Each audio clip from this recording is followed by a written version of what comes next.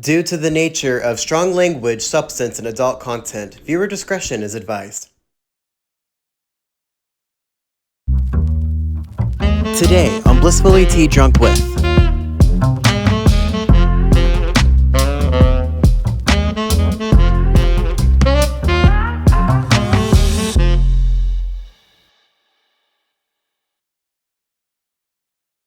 Hi, welcome. My name is Cody. I'm also known as the Oolong Drunk, and this is the last and final panel of the talk show itself. So for my orientation for the episode, to my right is Nish. He's with the Nepal Tea Collective. Below me is Janine Lynn Williams. She's Snarky Tea. And beside her and under Nish is the Great Mississippi Tea Company. So hey, everyone.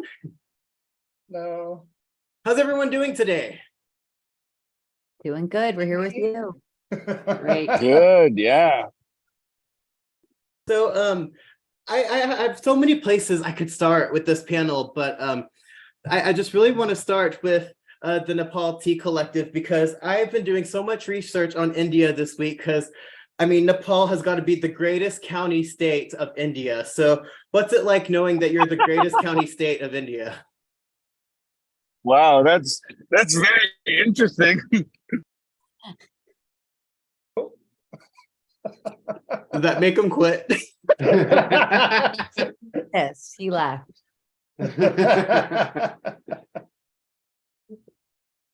Well, in the meantime, let me text them real quick. He's back. He's back. Wait, was that part of the sequence that I got cut off? Or no? No. Right when I started talking about India, I get cut off. Oh my god.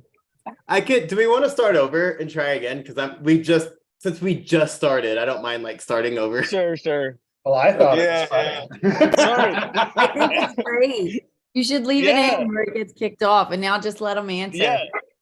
Yeah, I actually didn't know if this was part of the whole sequence that it was supposed to be cut off. But yeah. And right when we were talking about India. So crazy that we're always thought of like this distant cousin of India to an extent. But one thing that we've known and kind of understood is, with me and personally, maybe a lot of the older generations of the tea people in Nepal might not agree with me, but it's nothing to be, the reason Nepal is producing a lot of tea. Wait, Nish, so Nepal is not India. Son of a bitch. Okay, I did all my research on India thinking it was a part of Nepal. So I'm gonna need a second to come back to this because they're separate. Totally separate. Okay, so I got my phone here and we'll come back to I'll Google Nepal and we'll come up with questions later on. So I don't mean to cut you off, but I'm gonna move on because they should have taught me this in school, but being in a Texas school system, we didn't have maps. I mean, the last map we had 48 states on it, and I don't think that was very accurate. So I'm gonna move down to the Great Mississippi Tea Company. Hey guys. Hello. So from my understanding, you guys are not like in Louisiana, but you're kind of in between New Orleans and Jackson, Mississippi. Is that correct? That's right. So whenever you make tea in Mississippi, was that an easy thing? Because I know making tea is a very laborious job in other countries. No, it wasn't easy. Because it looks like so much fun. You see all these other people, they're plucking tea, and you see these like CEOs, and they're in the field, and they're like, they have their plant, and they're like, oh my God, it looks so important. I'm plucking the tea. But like in reality, are they really having fun like that? No, so that's all for social media. The only thing people really want to do is come and get pictures plucking tea and rolling tea, and that lasts all about 3 minutes. And then once they get their pictures, they're wholly bored for the rest of the time. Oh. So actually, if we plan anything for people or have tours, we the two interactive spots are rolling and plucking because that's all people want to do for like 3 minutes. And that's it. Just get the pictures and the Instagrams and the, all that good stuff. And then let us do the rest of it. So, yeah. But I must say, y'all are probably like my favorite couple in tea. And like, given that Britney Spears is so instrumental to our culture, it's coming out in the fall that she's releasing a biography and she's calling it The Woman in Me. But my opinion is she had a perfect opportunity to call it Oops, I Did It. But, well, fun fact, I went to school with Britney Spears.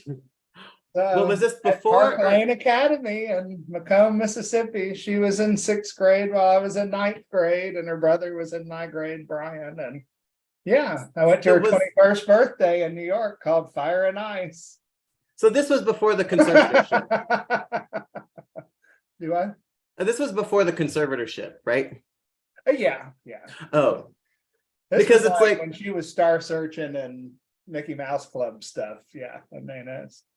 So next we have amazing. Can I that's incredible. Wow. Yeah, that's kind of our little claim to fame down here in the middle of nowhere. Is that I love here. I feel like I'm in the presence of greatness, not just Cody, but you guys too. Wait, I thought your claim to fame was the tea farm. Well, yeah, sort of. We've got lots, Both now. Both now. So Jenny, I have to ask, I mean, you're located in outside of Philadelphia? Yeah, it's right next to Nepal.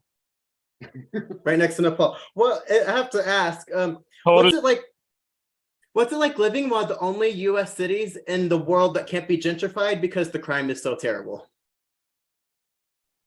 It's awesome. I fit in really well around here because of that. So, I'm just a worker amongst workers around here in Philadelphia.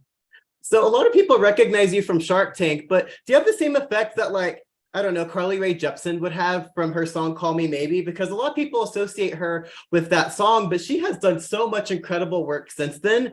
And a lot of people don't know about it. So is that like the same thing with you where it's like, I get it, I'm on Shark Tank, but like I've done so many other amazing things since then. Well, no one's ever recognized me from Shark Tank. So no, I don't think Really? so. But I do love Carly Rae Jepsen, and I mean, I do relate to her deeply. Not as much as Britney Spears though, but yeah, I don't know. I do. She's a bopper. What can I say? She's a one-hit wonder, just like myself. So Nish, I didn't want to throw this back to you because I see that there is a huge problem in Nepal because a lot of Oxford and students in England and a lot of Beverly Hills children will go to like Nepal and they'll climb Mount Everest and they will litter it with their bodies. So how about a plan to help with the littering on Mount Everest that we send them to K2 Summit? So that's over in Asia, but K2 would solve two problems because one, then it could be China's problem. But then two, the litter on these mountaintops, I mean, K2 is like the most dangerous summit in the whole world to climb. So that takes care of the other problem. What do you think? Yeah, totally, absolutely. Take them to there. It's Mount Everest anyways getting crowded at right now. So yeah, why not? I think that'd be a fantastic idea of like really cleaning it up. And there's something else going on around the areas of Mount Everest. So they're also starting to plant teas. So we can take all of these tea people to the base of Mount Everest to actually start planting teas now. So at what point after you pluck the tea do you finish climbing the mountain? After you're done with every single thing, that's when you start climbing Mount Everest. Gotcha. So I want to throw this back to Jason and Timmy. So what's it like living near New Orleans? Because New Orleans is also the second most dangerous city in the whole United States that can't be gentrified because it's so dangerous. I mean, think about it. I mean, it's going to be, scientists say because of global warming, New Orleans will be underwater. But it kind of made me think like, then why would we bother rebuilding after Katrina? But then like the government didn't step in and do anything anyway. So why are we still there? Yeah, so it did try to get gentrified by Brad Pitt and Nicolas Cage and all of those things. And they charge rent like it's gentrified, even though it smells like piss and vomit most of the time. I was so surprised. I went before Mardi Gras, and between the homeless and the vomit and the pee, you couldn't see the ground. Yeah, well, it's probably better that way. And look, if one of your main events is the greasing of the poles before Mardi Gras and nobody can actually climb them, what do you have We really do that going on? here too, guys. Philadelphia greases their poles. We all Yeah, isn't that amazing? Yeah, I guess Have that to do must be that. a crime thing. I don't know. and Philadelphians still get up there. So before we Yeah. if there's a sporting event and they have to grease the poles so they won't climb the poles. Well, I there's way more drinking in New Orleans than Philadelphia. Let's just I don't know. Right. They barely Might be walk up surprised.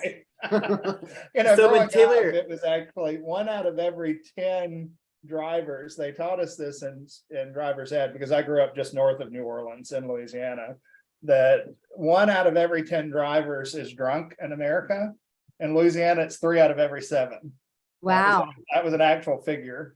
You guys And have they drive-through bars. So Yeah, you you go drive-through to the daiquiri bars. shops actually will hand a drink to the driver. So good times. I guess if crime is that bad, then Yeah, you're greasy still drunk poles for are it, the I least guess. of your problem. So when Taylor Swift embarked on her Eras tour, when she stopped at Philadelphia, she famously told a security guard to stop fans from being fans in the audience. So, I mean, how does Philadelphia now stand on heterosexual white men who are security guards? Did it ruin the image for the rest of them, or are they trying to build up their reputation since then? I mean, they're a rare breed around here, honestly. There's usually a cigarette tucked behind their ear. They are still living with their mothers, a lot of them around here. Philadelphia is a tough place to be a heterosexual male, I think. I'll have to ask my husband. I'll bring him in and ask him. Yeah. Taylor Swift brought down the city of Philadelphia. Did Taylor Swift come to you guys? She came to Denver. Okay, great. Did you I know? assume she probably came to New Orleans, but nothing ever comes to Mississippi. Why would She it? she went from Miami, then back to Houston, then up to Nashville, I think. So she didn't pass over you guys. That's so rude. So rude. So given that Philadelphia is also famously known for its gay community, you also have this really great tea blend called Proud as Fuck. So We I do. made it here today and I thought I would drink it. Oh God, that's not. God, that tasted like ass. So I have the Proud as Fuck tea right here, and I thought I'd make it for the show. And honestly, because of the sleeve that's over this, I didn't really have to make it. I could have just said I made it. But Yeah. Given that I'm also a hardworking, individual, I decided to go ahead and make it for the show because I have to put in the work for it. So this is Proud as Fuck, but I drank it, and I didn't feel any more or less gay.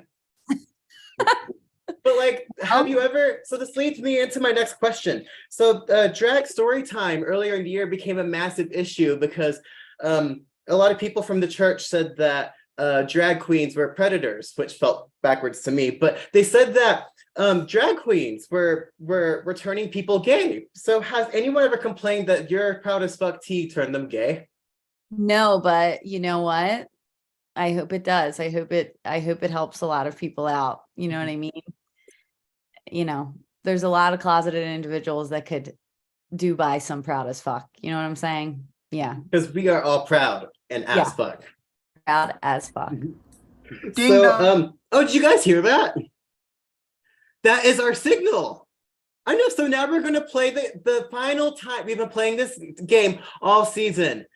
It's now time for Steeped in Nepotism. This is the Oolong Drunk, Blissfully Tea Drunk with In-Show Game Show.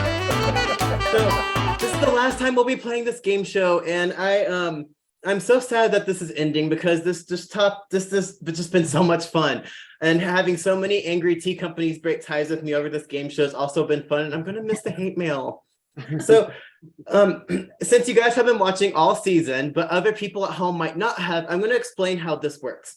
So Steeped in Nepotism is a game show. I will give 3 facts about either someone in the tea industry or an indie pop star. And you have to guess if the way that I describe their nepotism is someone in the tea industry or someone in the pop music industry, specifically an indie pop star, because without nepotism, both would collapse.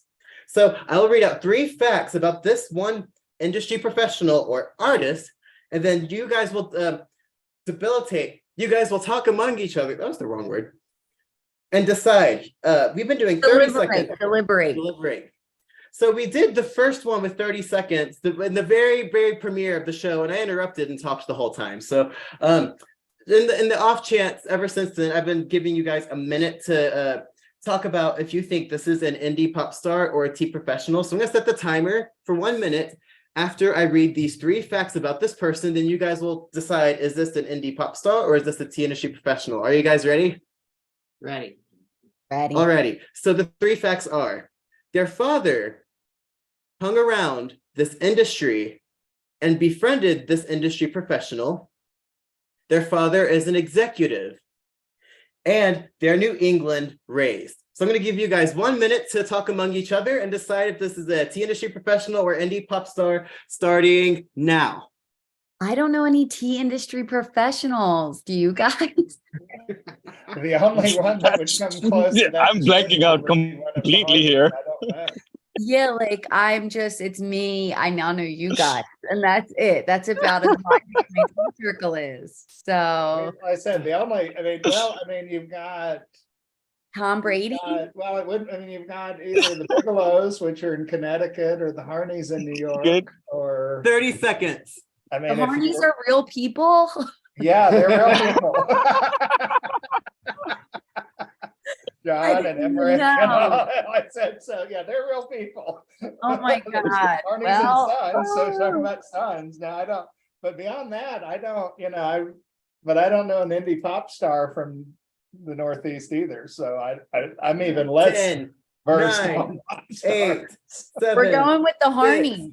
5, Yeah, we'll go with the 4, Harneys. 3, 2, 1, and timer's done. Oh, Were we right? Niche, I am so glad you came back. 'Cause this is No, what is it? When we guessed, I just cut off again? What's happening Yeah. here? Okay. So I'm gonna give you guys an extra 15 seconds with Niche involved, so that way we can all discuss So, together. 15 what did we seconds on the decide? clock now. Niche, we Definitely- went with the Harney brothers. What'd you think? Honey Brothers? Okay, Name a pop star. Interesting, who's yeah. dad is in the industry. I don't know. go for it. Alrighty, Yeah. our 15 seconds is now ended. So this particular person, you guys went with tea professional industry, and I hate to say it, but the tea on this one is it is not. It is an indie pop star. Who is it? Who is it? So Clario is a 24-year-old New Yorker who's a singer/songwriter who often collaborates with Jack Antonoff. She's come up under the Phoebe Bridgers umbrella, and her father and her was raised underneath some industry professionals that own studios that gave her the recording space to start her own music career. We're going to take a break from today's episode to talk about today's sponsor, Yamasan Overseas. Yamasan's an incredible company that sells Japanese tea, including matcha. For as clear as my camera get, look how crisp that tea is. I mean, just look at that color. Yamasan's matcha is incredible and has been one of my favorites for the entire year. Despite that I struggled making this commercial with using one hand, I did my very best, and accidents are still gonna happen. I mean, oops. But look at that beautiful green, vibrant color that came from their matcha. I also want to do a throwback to earlier in the summer whenever they sponsored me to do a matcha latte recipe with them on my Instagram. Not only is their matcha vibrant, tasty, and crisp to the tongue, it's also incredible in making lattes with. It's very versatile and goes great with any flavor and creates a wonderful, fragrant taste. This is one matcha you definitely have to try for matcha enthusiasts all around. Thank you, Yamasan, for sponsoring today's episode. I really appreciate you. And thank you for the tea. Do you guys even know who Phoebe Bridgers is? I don't eat. Look That at was that. all. They don't know who Phoebe Bridgers is. Come on. That was all. Wow, Jenny, given the Swiftie that you are, you would have known that she was the opener for Taylor Swift for half of the Eras tour. I know. I am not that big of a Swiftie. I wouldn't pay the $300 for the tickets. I mean, come on. I'm a little, I'm a poor Swiftie. I'm not paying for it. But I know her tickets cost more than my rent. yeah. Well, look, the Elton John tickets in New Orleans were like $1,500 a piece. It was shocking. We almost went until we saw that. I have children that have to go to college over here. I can't be going to a Taylor Swift concert. Yeah. So I want to throw this back to Niche. So Niche, obviously like Nepal and everything, but you live in New York City, correct? I was until a few months ago. So I moved to Jersey City, right across. Gotcha. But still, yeah. I don't know if I was supposed to out that information, but now it's here. But I want to ask you, so New York is famous for saying that it's a wonderful, spectacular, sparkly city, but it's infested with rats and roaches, and you can't avoid them no matter what part of the city you're in. So I have to ask you, when you first went to New York City, what did you see first? A roach, a rat, or Leah Michelle? All three. All three. Do you guys remember that controversy that she couldn't read? I always thought that was so bizarre because she was self-aware of it, and how else would she know about it unless that she read it somewhere? Who is that? I didn't know that. Yeah. Leah Michelle, you don't know who she is? It's a conspiracy theory that she can't read. Okay. And I know she's a diva. I have heard a lot of bad things. Yeah. But I hear saw a that plot. she's a very, very bad diva. But the thing that I read was interesting because how else would she know if she could not read or not? Because obviously she would have had to read it online. But then I heard the thing that someone could probably have read it to her. She heard it on a podcast. Maybe she heard it on the show. I mean, isn't that wild? Yeah, that's wild. That's such Yeah. the conspiracy theories they come up with. I can't. Speaking of conspiracy theories, do y'all have a favorite conspiracy theory? Oh my God. How long? Well, yeah, well, I don't know if I can share it. You know what this show is. Well, Now you have to. Now you have to share it. Now you have to. Now you have to share it. Yeah. And in particular, World War II and the Nazi regime. And the whole conspiracy theory that Hitler moved to Argentina because that's actually where they found a lot of the people years later, and that he escaped on a U-boat, and that's I didn't even know that was a conspiracy theory. Did you? yeah, because so they found his body supposedly, but then now that they've been able to do DNA testing, it's actually a female that was way younger that was in the head, that got shot in the head, and then they found like that supposedly there's this treasure hunter that's found a U-boat off the coast of I think the Greater Antilles, and it's supposed to have his body on it, but he wasn't. The Turks and Caicos, and he couldn't go back.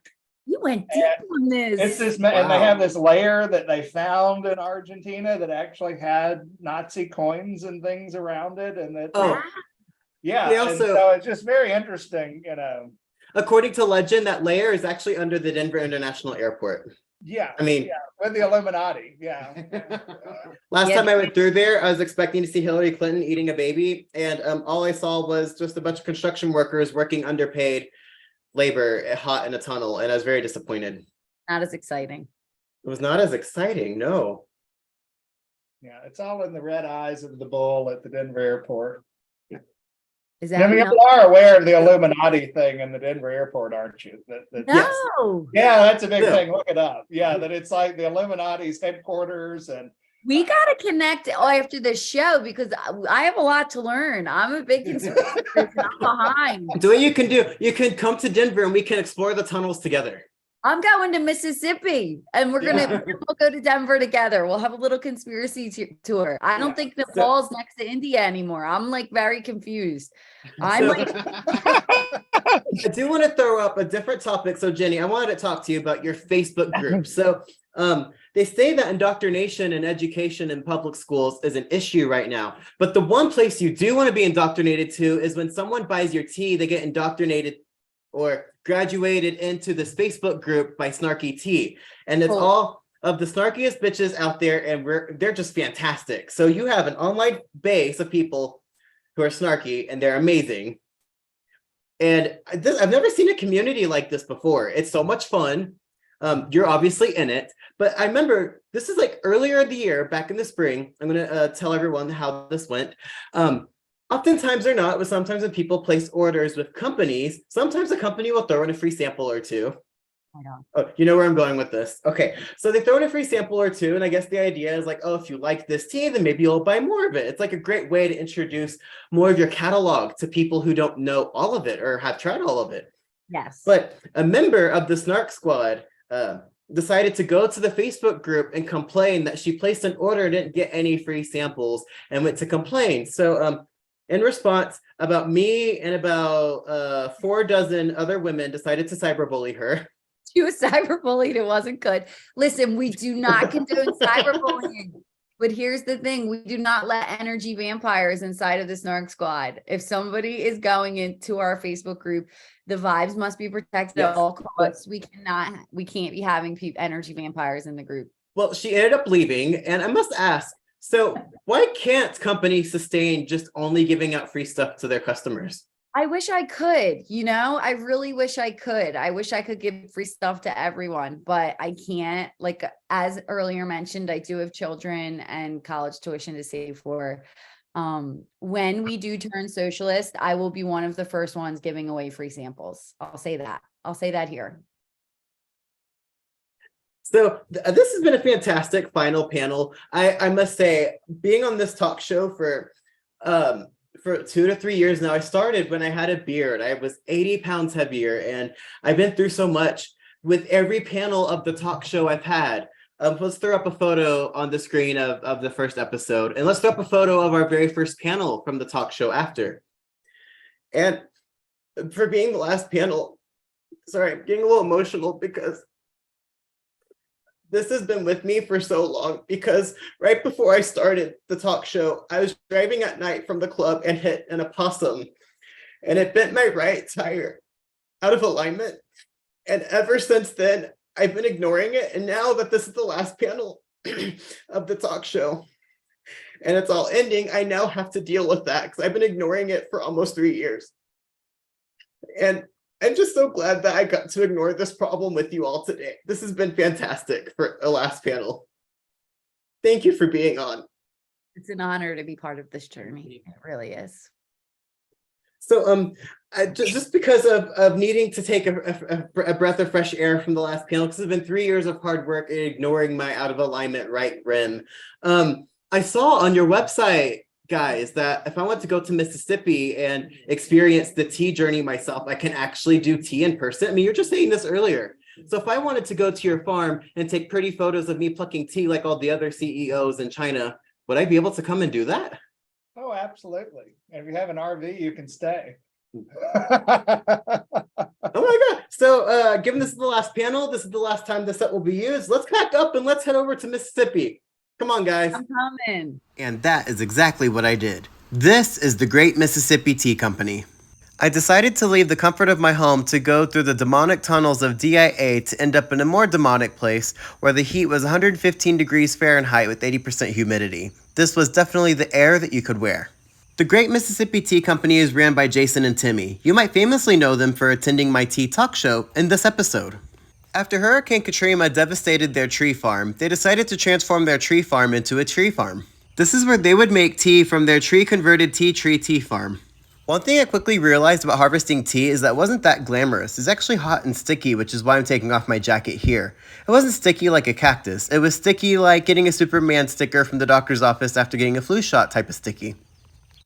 Okay, so you gotta make sure to get a shot of me looking at the plant inquisitively like I'm important, because we want the people to know that I'm actually doing the work when actually I'm paying other people to do it for me and I'm not really doing it, but it's an illusion and we have to sell that.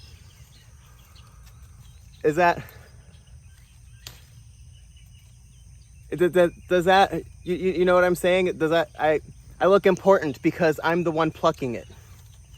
And I'm having fun even though this is manual labor. One thing this city slick learned while being transformed into a country hick is that potholes existed out in nature. Although I've been plucking tea for a while, I decided to keep at the hard labor because it was worth getting a few glamorous shots of. I mean, the Instagram baddie in me took over so I could get shots like this just for the episode. Is it always this humid? Yeah. Oh, Jesus Christ. After an hour and a half of manual labor, this is what I yielded. That's when I decided that I should have taken less pretty photos standing out in a field and more time actually plucking tea. This step of the tea making process is actually spreading your tea leaves out on a mat so that way they could sit under UV light. In most tea fields in China, tea leaves would sit out on a mat in the sun to wither. However, given that we don't have that climate here, this is the next best thing. It brings out some of the amino acids in the tea leaf and will actually make itself apparent when drinking tea later on. This will actually make the tea taste better and actually bring out more of its natural aroma and taste. After letting the tea wither for several hours, we decided to dump the tea in a tumbler, which would recreate the bruising effect on the tea leaves. This would actually bring out more of a sweet taste from the acids within the tea leaf and help bring them to the surface. One thing I liked about this tumbler is that it's foreign. Another thing I like about Tumblr is that it's also owned by a foreign company, and now it actually is losing to other social media platforms. After standing here for a bit, I got dizzy, so I went to another part of the tea making process. But before moving on, you have to do a deep inhale of the tea, and especially get a bug or two up your nostril. After that, you evenly spread out your tea leaves on this metal cylindrical pan, which is what you would take to the oven next, which would actually help dry out the tea leaves. This isn't really a traditional oven, this is just something that would be used to help dry out the tea leaves further to help it along its processing. And one thing I noticed about this room is that it was open to the outdoors, making it incredibly hot. If it was 115 degrees outside, it is 125 degrees in here.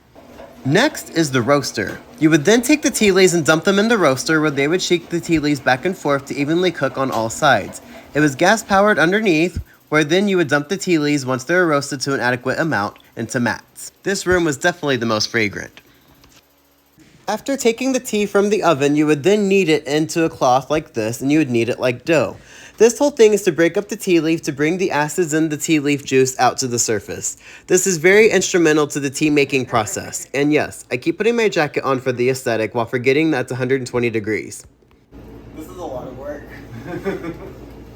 After several minutes, this is what the tea leaves look like. They almost look like a steamed spinach consistency, but they still look a little too rough. That's when you gotta tie up the bag and go back and kneading it again like dough. And other tea bloggers come here and do this for fun. This is what it's supposed to look like after several more minutes of kneading. It's supposed to look more refined.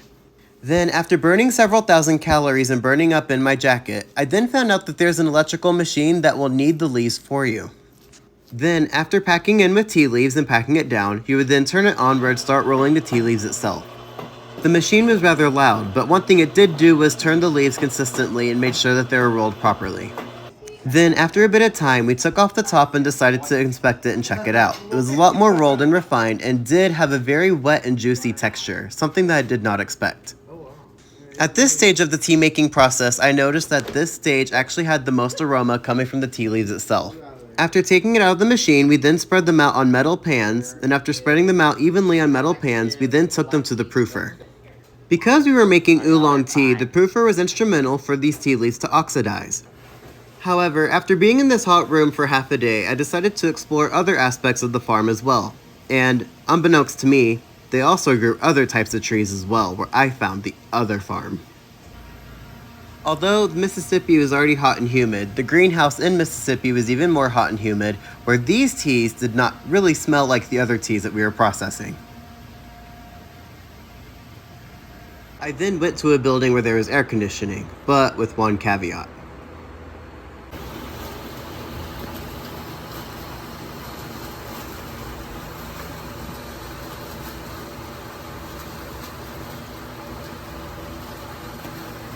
After the oolong sat in the proofer and oxidized, we then put the oolongs in ovens so that way they would finish cooking and finish dehydrating. This was the final step of the process, except that's when disaster struck.